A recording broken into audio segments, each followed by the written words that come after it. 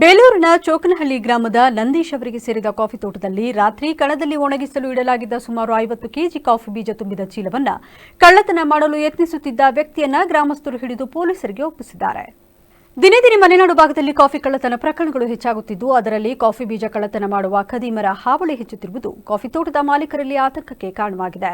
ಬೇಲೂರು ತಾಲೂಕಿನ ಎಮಸಂದಿ ಗ್ರಾಮ ಪಂಚಾಯಿತಿ ವ್ಯಾಪ್ತಿಯ ಚೋಕನಹಳ್ಳಿ ಗ್ರಾಮದಲ್ಲಿ ಈ ಘಟನೆ ನಡೆದಿದ್ದು, ಶನಿವಾರ ರಾತ್ರಿ ಸುಮಾರು 10 ಗಂಟೆ ಸಮಯದಲ್ಲಿ ಅದೇ ಗ್ರಾಮದ ನಿವಾಸಿ ರುದ್ರೇಶ್ ಗೌಡ ಎಂಬುವರು ಕಾಫಿ ಬೀಜ ಕಳ್ಳತನ ಮಾಡುತ್ತಿರುವುದನ್ನು ಗಮನಿಸಲಾಗಿದೆ. ತೋಟದ ಪಕ್ಕದಲ್ಲೇ ಮಲಗಿದ್ದ ನಂದೀಶ್ ನಾಯಿ ಬೊಗಳುವ ಶಬ್ದ ಕೇಳಿಸಿಕೊಂಡಿದ್ದು, ಅನುಮಾನಗೊಂಡು ಅವರು ಸ್ಥಳಕ್ಕೆ ತೆರಳಿದಾಗ ಕಾಫಿ ಬೀಜ ಕಳ್ಳತನ ನಡೆಯುತ್ತಿರುವುದು ಗೊತ್ತಾಗಿದೆ. ತಕ್ಷಣವೇ ಗ್ರಾಮಸ್ಥರಿಗೆ ಮಾಹಿತಿ ನೀಡಿದ ಅವರು ಗ್ರಾಮಸ್ಥರ ಸಹಕಾರದೊಂದಿಗೆ ಕಳ್ಳನನ್ನ ಹಿಡಿಯುವಲ್ಲಿ ಯಶಸ್ವಿಯಾದರು. ನಂತರ ಗ್ರಾಮಸ್ಥರು ಕಳ್ಳನನ್ನ ಥಳಿಸಿ ಕಾಫಿ ಬೀಜಗಳ ಮಾಲಿನ ಸಮೇತ ಬೇಲೂರು ಪೊಲೀಸ್ ಠಾಣೆಗೆ ಒಪ್ಪಿಸಿದ್ರು. ಪೊಲೀಸರು ಪ್ರಕರಣ ದಾಖಲಿಸಿಕೊಂಡು ಮುಂದಿನ ತನಿಖೆ ಕೈಗೊಂಡಿದ್ದಾರೆ.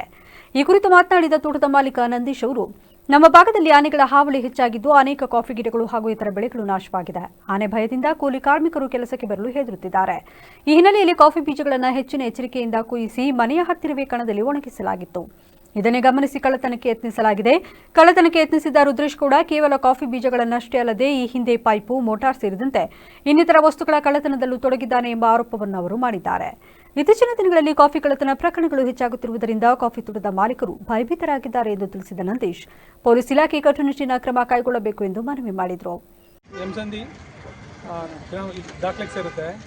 ನಮ್ಮೂರಲ್ಲಿ ನಿನ್ನೆ ರಾತ್ರಿ ಕಾಫಿ ಕಳ್ಳತನ ಆಗಿದೆ. ಟೈಮಿಂಗ್ಸ್ ರಾತ್ರಿ ಅರೌಂಡ್ 10 ಗಂಟೆ.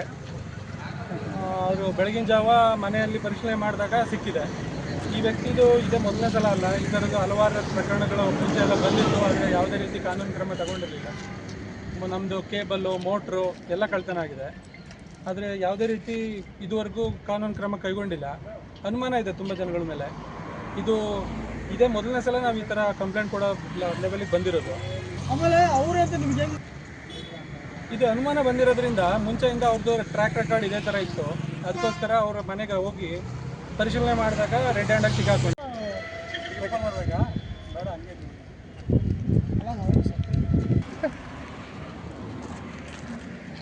ಇದು ಒಂದೇ ಕಾಫಿ ಮಾತ್ರ ಅಲ್ಲ, ಅವ್ನು ಸರಣಿ ಕಳ್ತನ, ಮೋಟ್ರು, ಕೇಬಲ್ಲು ಎಲ್ಲ ಇದೆ. ಎಮ್ಸಂದಿ ದಾಖಲೆ ನಮ್ಮ ಮನೆದು ರಾತ್ರಿ 12 ಗಂಟೆಯಲ್ಲಿ ಕಾಫಿ ಕಳ್ತನ ಮಾಡಿ ರುದ್ರೇಗೌಡ ಅನ್ನೋರು ಇಷ್ಟನ್ನು ತಗೊಂಡೋಗಿರ್ತಾರೆ. ಬೆಳಗ್ಗೆ ಅವ್ರ ಮನೆಯಲ್ಲಿ ಇಷ್ಟೊಂದು ಕಾಫಿ ಸಿಕ್ಕಿರುತ್ತೆ. ಹೋಗಿ ಪರಿಶೀಲನೆ ಮಾಡಿದಾಗ ರಾತ್ರಿ ಕಳ್ತನ ಮಾಡಿ ಇಂಥ ಭಾರಿ ಹಲವಾರು ಪ್ರಕರಣಗಳು ಅವ್ರ ಮೇಲೆ ಇರೋದ್ರಿಂದ ತೀವ್ರವಾದ ಕ್ರಮ ಕೈಗೊಳ್ಳಬೇಕು ಅಂತ ಕಾಫಿ ಬೀಜಗಳು ನೋಡಿ ಎಷ್ಟು ಈ ಸಂದರ್ಭದಲ್ಲಿ ಗ್ರಾಮಸ್ಥರಾದ ಅನಿಲ್, ಸುರೇಶ್, ಸುಪ್ರೀತ್, ವಿನಯ್, ಅಶ್ವಥ್ ಸೇರಿದಂತೆ ಇತರರು ಹಾಜರಿದ್ದರು.